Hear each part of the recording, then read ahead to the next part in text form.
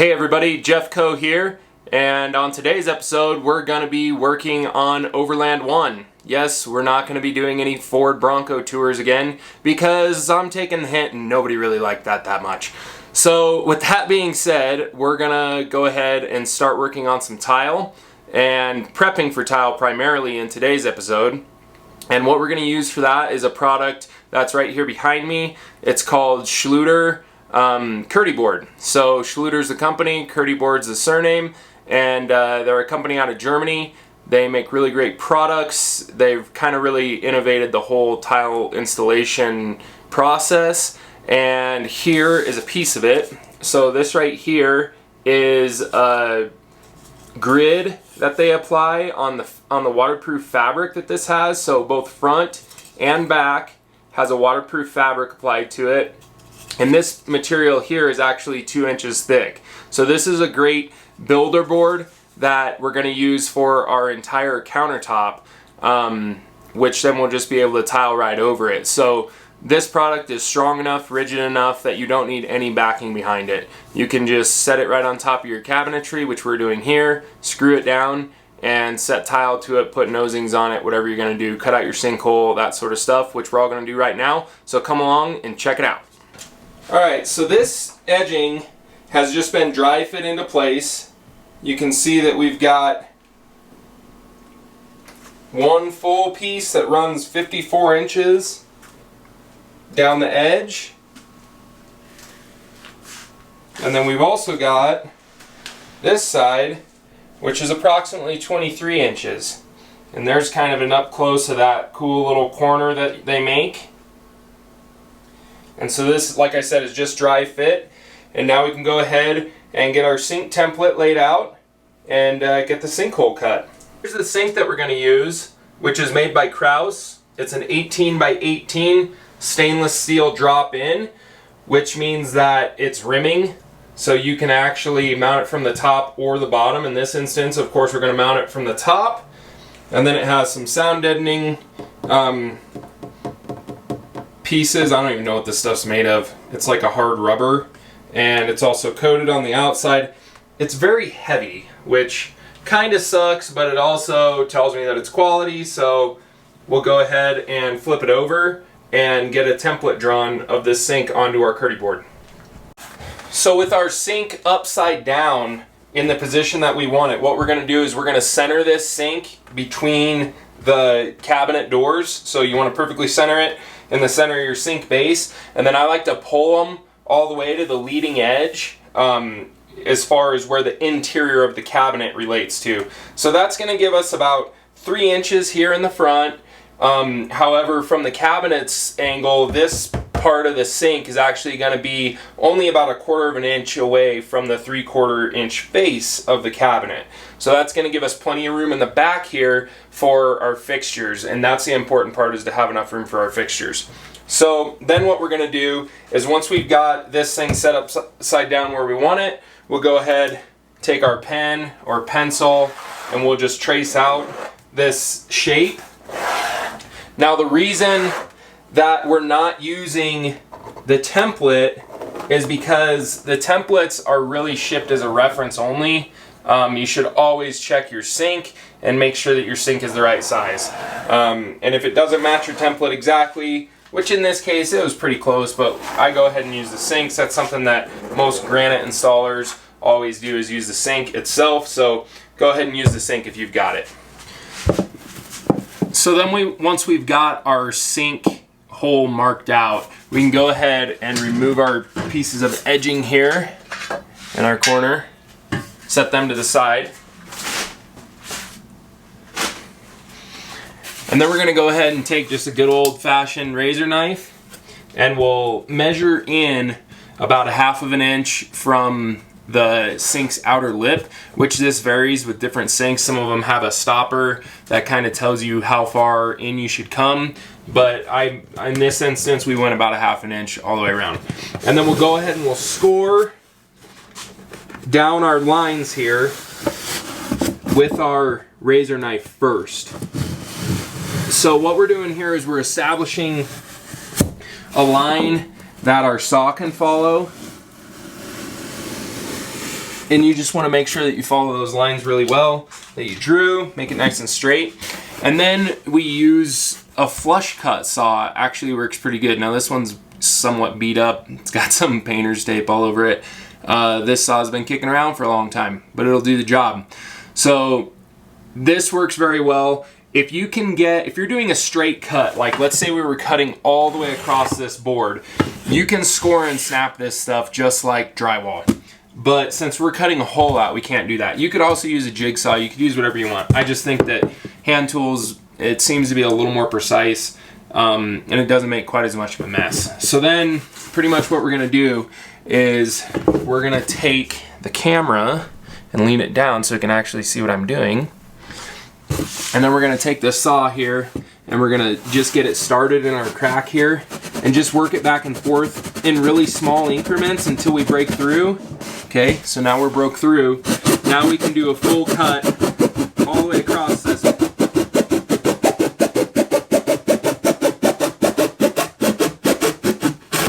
And then reverse it and get tied up into that corner where we started. And then we just follow the same pattern. Start in the corner here, try to get broke through till we're vertical. So once we're vertical, we can turn our saw around, get this corner cleaned up. Get this cut.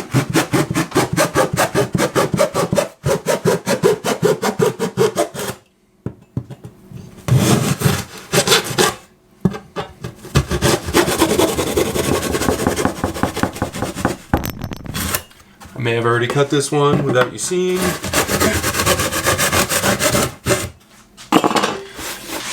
Okay, now that that's cut, this will just push right out. So, like magic. Voila!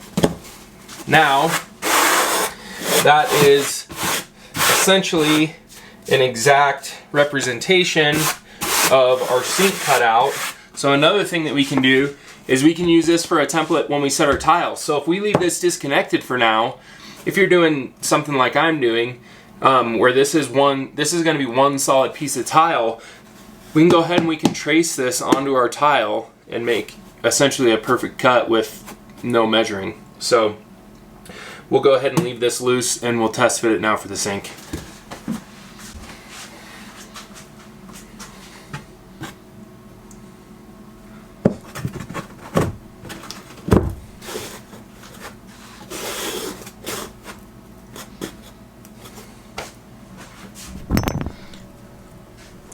There it is, my friends. We've got our Curdy board cut. We've got our sink prepped and ready to be installed once we've got the tile done. All relatively easy with really no power tools necessary. Alright, so here we are in the back of my 16-foot trailer, and what I've got next to me is the tile that we're going to use.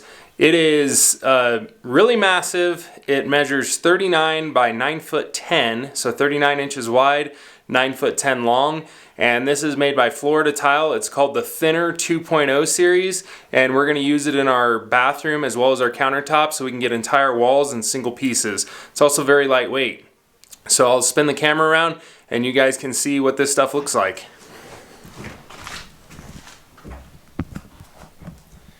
So this is how I was delivered the material. It's just a huge crate, and like I said, it's 9 foot 10 from here to there, and then 39 from there to there. So massive tile, very well packaged. They had it packed in styrofoam and plywood and everything. But yeah, this is what we're gonna be using for the rest of the project here.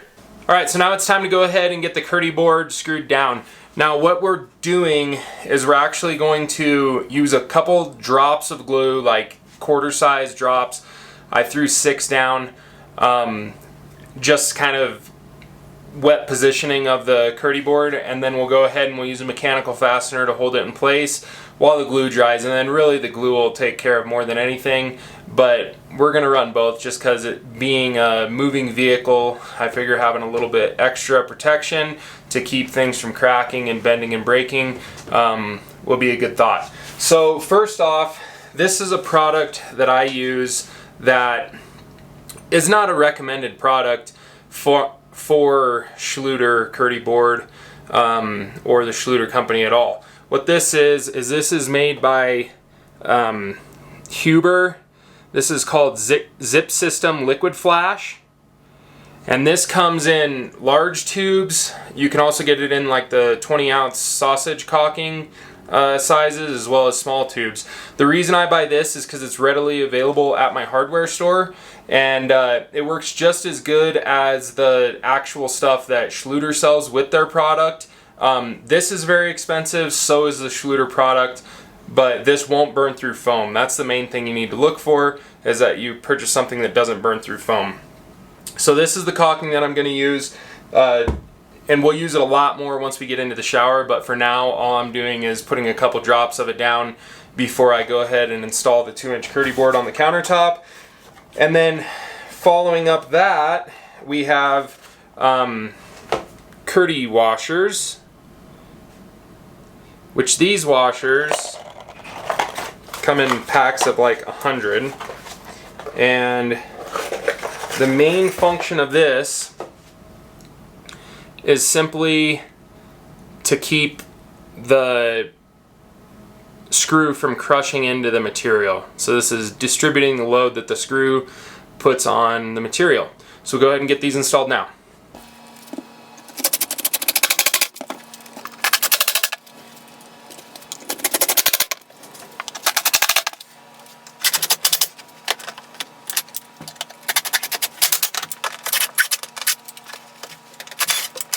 So when you're cutting a large format tile like this, you want to use a blade on a grinder.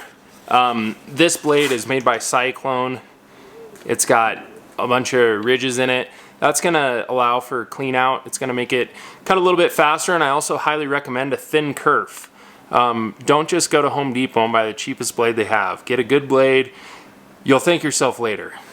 When you begin the cut, you're going to want to hold onto your grinder really nice and steady. And you're also going to want to do a full plunge on both ends. So this cut, for instance, is 54 inches long. Now, if you have a piece of tile, it's going to take the path of least resistance. So if you make a relief cut here, and then you go over there and you make an 1.5 inch long relief cut, and get both of your ends started before you start cutting the center section, if it breaks or cracks and breaks, the odds that those two dots are going to try to connect to one another are very great, and usually it'll crack and break in the line that you want it to. So what I do is I always start a plunge cut on each side. We'll do 1 and 2, and then we'll take our grinder and we'll run about halfway through our material, and we'll run a straight line all the way down, making sure that we go from this small cut to that small cut all the way across before we come back and plow it all the way through the tile.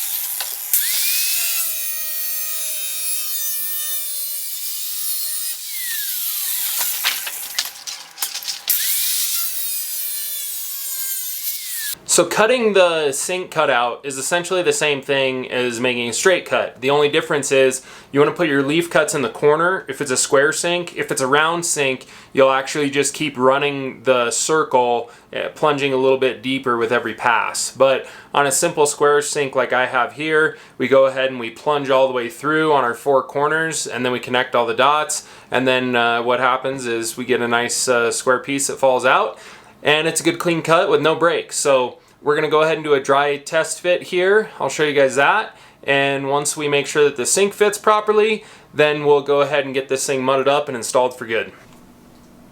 So this is our dry fit test. And what we've got here now is we've got our edging cut and installed all the way across. We've also got our piece of tile cut and installed now, and it is not glued, it is not thin setted down yet. It's merely resting in position here. But one thing that we're going to check now is all of our clearances to our edging. Make sure that everything's really tight. If it's over a 1/16 of an inch gap, in my opinion, it needs redone. So we're going to check all of our clearances there, as well as our clearances to our wall, which everything looks pretty good. We've also got our sink installed now, and we've got about 1 15/16 inches from this lip to the edge of the counter, so that's really nice.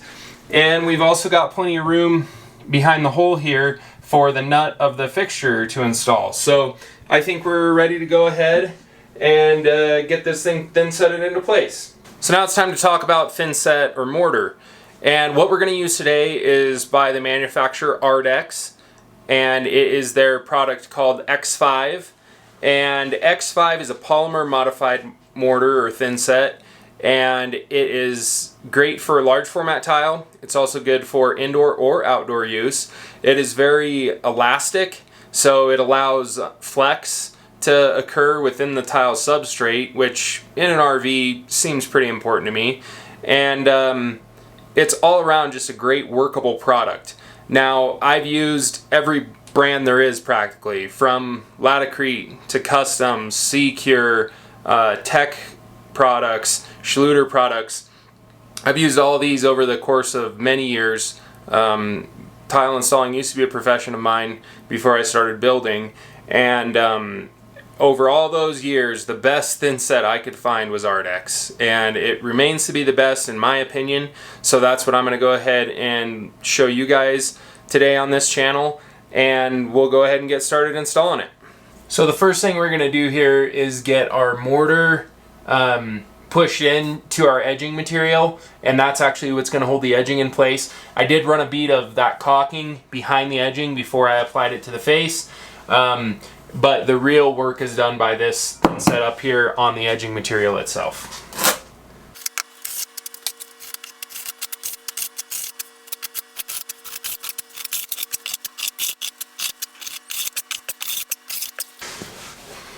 So now that that's done, the next step is to key the mortar into the Schluter Curdy board. This is a very important part. You want to make sure that you're pushing the thin set down into this product.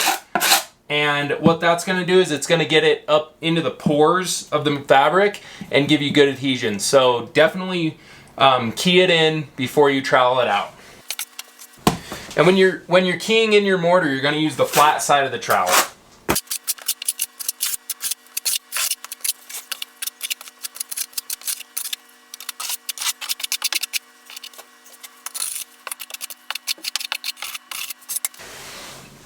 Now that our mortar's keyed in, we're going to go ahead and use the notch side of the trowel, and we're going to apply a full notch worth of mortar over top of the keyed in portion.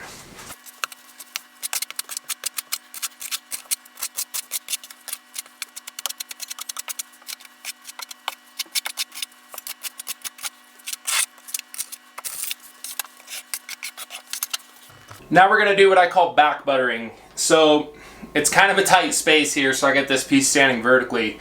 But the goal here is to go ahead and put an even coat of mud on the back side of the tile. So now we've got mud on the countertop as well as the back of the tile. A lot of times this is the best method to install tile because you get the best adhesion. Sometimes if you don't have the room, like in our instance, our aluminum edging is actually much taller than the thickness of the tile, so we're using back buttering to build up the height of the tile so we have no lippage when we're done. So we'll go ahead and back butter this piece now.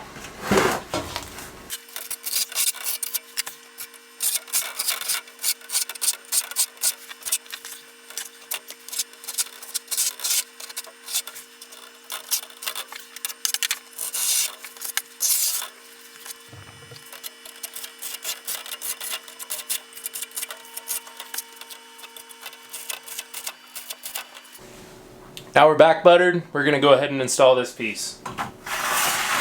I always run a finger around the perimeter and get rid of any excess mud.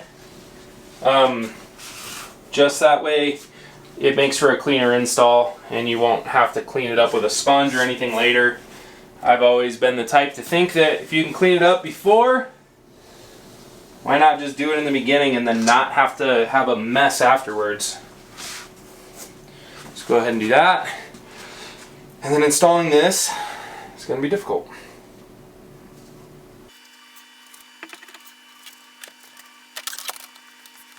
So we've got this set down in place. However, now we got to go through and level things up, make sure that we're dropped down the appropriate elevation everywhere. If we need to, we'll build up the corners a little bit to get everything where it needs to be elevation wise so there's no lippage, and then we'll let it dry and get the sink installed. Alright, so we got this countertop wrapped up, turned out real nice. We went ahead and we used our Arctic thin set to get our tile installed.